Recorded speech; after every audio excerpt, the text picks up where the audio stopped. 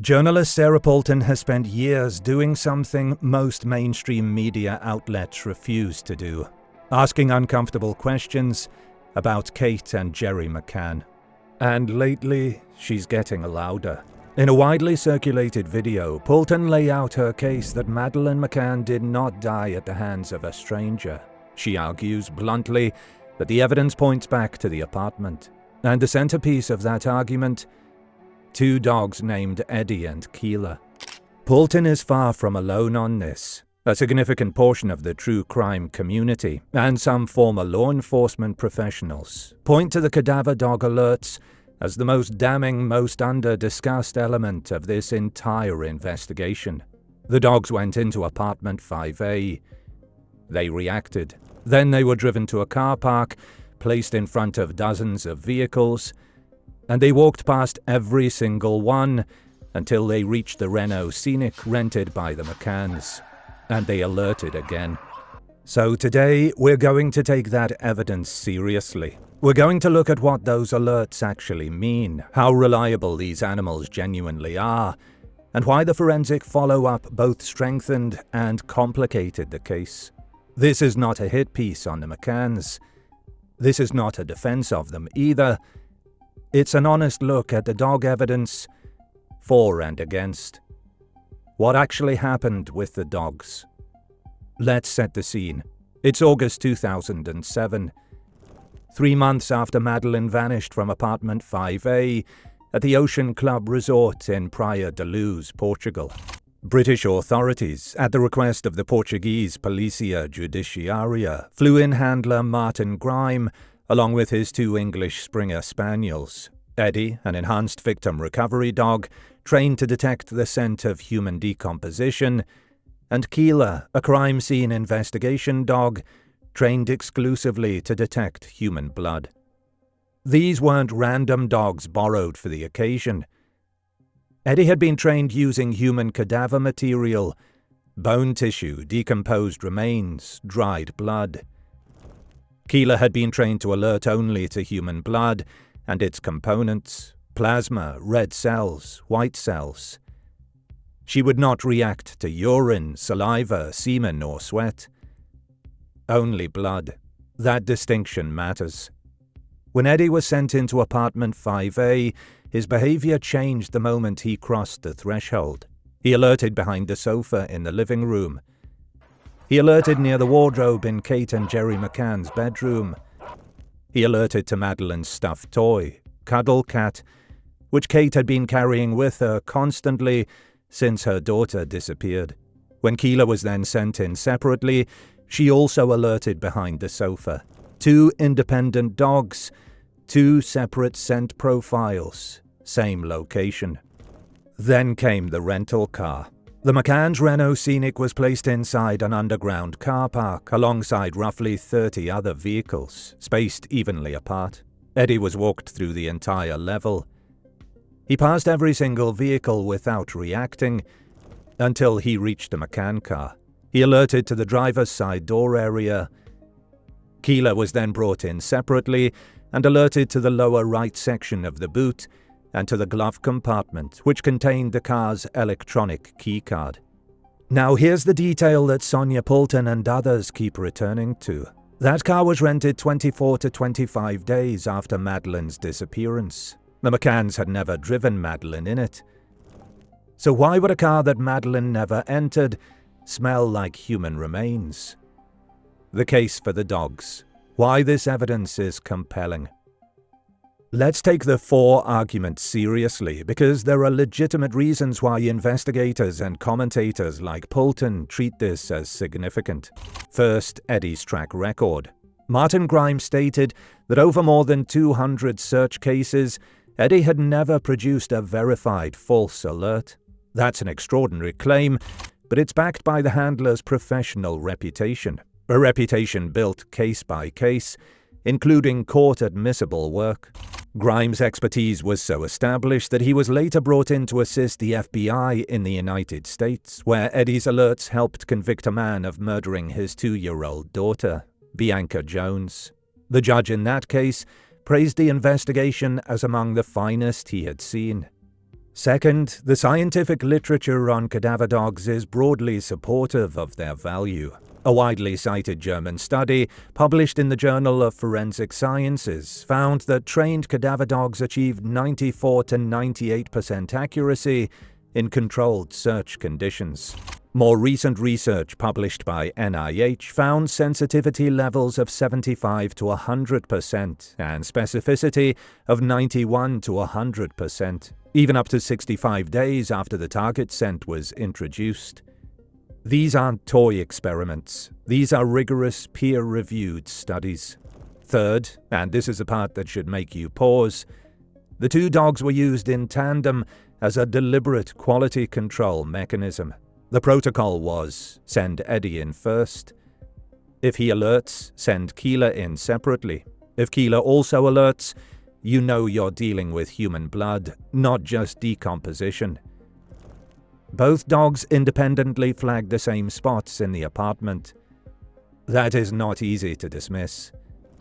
It suggests a coordinated biological signal, not a coincidence.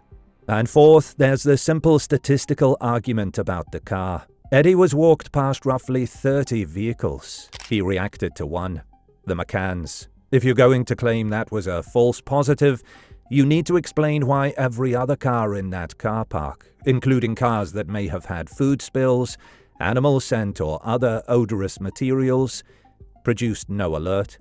Why that car, and only that car? The case against. Why the evidence isn't conclusive. But here's where it gets complicated, and this is the part that doesn't always get discussed fairly on social media or in YouTube videos. Martin Grime himself, the handler, the man who brought these dogs to Portugal, said something in his own official written report that is absolutely critical. He wrote that his assessment of the EVRD alerts was that they were indicative of cadaver scent contamination, but, and I'm paraphrasing the official Portuguese translation here, that no evidential reliability can be given to this unless confirmed by corroborating forensic evidence. Grime was explicit. The dogs are a tool to guide investigators. They are not, on their own, evidence of a crime. And the forensic follow-up? It didn't deliver what many expected. Samples taken from behind the sofa in apartment 5A were sent to the UK's Forensic Science Service. Blood traces were found under tiles, but the DNA was too degraded and fragmented to make a definitive identification. In the Renault Scenic, the boot area yielded a DNA sample that showed 15 out of 19 components matching Madeleine's profile. But the FSS analyst John Lowe warned the Portuguese police explicitly that this result was, in his words, too complex for meaningful interpretation or inclusion. He stated that the same profile could have come from multiple contributors, including the McCanns themselves or their twin children. The car keycard, which Keela had specifically alerted to, was tested and found to contain cellular material matching Jerry McCann's DNA, not Madeleine's, Jerry's, which is exactly what you'd expect from a keycard regularly handled by the person who rented the car. There's also the contamination argument. Cadaver dogs, even the best ones, can alert to residual scents that have nothing to do with the current investigation. In the Shannon Matthews case, Eddie alerted to second-hand furniture. The scent was real and confirmed, but it came from a previous owner who had died, not from Shannon. The dogs were technically correct, but operationally misleading. An apartment in a tourist resort that had hosted hundreds of guests over many years? You cannot rule out that a previous occupant died, fell seriously ill, or experienced significant blood loss in that space. Cadaver scent, as Martin Grime himself noted, can persist in a location for decades. And the car, rented 25 days after Madeleine disappeared, had been used by multiple people before the McCanns. Budget rental vehicles in a holiday resort town passed through a lot of hands. Jerry McCann stated at the time that the family had transported bags of rubbish in the boot because their holiday complex had no waste collection. One of Kate's relatives noted a strange smell they assumed came from nappies. Do those explanations feel satisfying? I'll be honest, I'm not sure they do, but they exist, and they deserve to be on the table. The problem of context and confirmation bias. Here's something I think we need to talk about, and it applies to all of us who follow this case. There's a very real danger of confirmation bias when it comes to the dog evidence. If you already believe the McCanns are involved, the dog alerts feel like a smoking gun. Every alert becomes significant, every location noted and memorized. But if you start from a presumption of innocence, which is the legal standard in every country the McCanns have ever lived in, then the same alerts look different. They become indicators requiring investigation, which is exactly how Grime characterized them, and not proof of anything by themselves. Here's a question worth sitting with. If the dog alerts had pointed to a different family's car, one with no media profile, no political connections, no PR team, would that family have been charged by now? Maybe.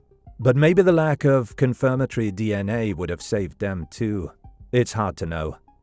What Sonia Poulton argues, and what many others have argued, is that the PR machinery around the McCann case actively shaped how evidence like the dog alerts was covered. The story became about the dogs being unreliable, rather than about what the dogs actually found. Jerry McCann told a television interviewer in 2009 that cadaver dogs are incredibly unreliable, but the scientific evidence on well-trained, experienced dog teams like Eddie and Keela doesn't really support that characterization. Then again, Jerry was a suspect at the time. What else was he going to say? Where does this leave us? So let's try to land somewhere honest. The dog evidence is genuinely significant. Two highly trained dogs, operated by one of Europe's most respected handlers, independently flagged the same locations in an apartment and a specific rental car out of dozens of vehicles. The handler used a tandem protocol specifically designed to reduce false positives. The dog's collective track record in other cases was exemplary. To simply dismiss all of this as unreliable feels intellectually dishonest. But the dog evidence is also not on its own proof of what Sonia Poulton or others have claimed. Grime himself said so. The forensic DNA work came back inconclusive. The most scientifically interpretable sample, the partial profile from the car boot, could not be uniquely assigned to Madeleine. The car key card contained Jerry's DNA, not hers. What the dog evidence does is establish a strong investigative hypothesis that at some point in that apartment and in that car, there was the presence of human decomposition or blood in a concentration sufficient to trigger two independent, highly specific animals. That hypothesis demands explanation. The McCanns have never provided one that I find fully convincing, and I suspect many of you feel the same way. Does that make them guilty? No. Absence of a convincing explanation is not the same as guilt. Our justice systems are built on that distinction, and for good reason. But does it mean this case should have been more aggressively pursued, that the forensic samples should have been reanalyzed with modern DNA technology, as experts like Dr. Mark Perlin have suggested is possible, and that the dog evidence should never have been quietly sidelined in media coverage? Absolutely. 100% yes. The McCann case has been shrouded in PR, politics, and extraordinary media management for nearly 2 decades. Sonia Poulton is one of a small number of journalists who has consistently refused to just go along with the narrative. You can agree or disagree with her conclusions, but the questions she's asking about the cadaver dog evidence are legitimate questions that deserve real answers. If you've read up on this case, you'll know that the Portuguese investigation was shelved, that Operation Grange, the UK Metropolitan Police's review, consumed millions in public funds, and that a German suspect named Christian Bruckner was eventually identified, but as of now, no charges have been filed in connection with Madeleine. The dogs went into that apartment. The dogs went to that car. They told us something. We just can't agree on what. Drop your thoughts in the comments. Do you think the cadaver dog evidence has been taken seriously enough? Do you believe it points toward the McCanns, or do you think there are innocent explanations that still hold up? I genuinely want to know where you stand. If you found this useful, subscribe. There's a lot more to cover on this case, and I'm not going anywhere.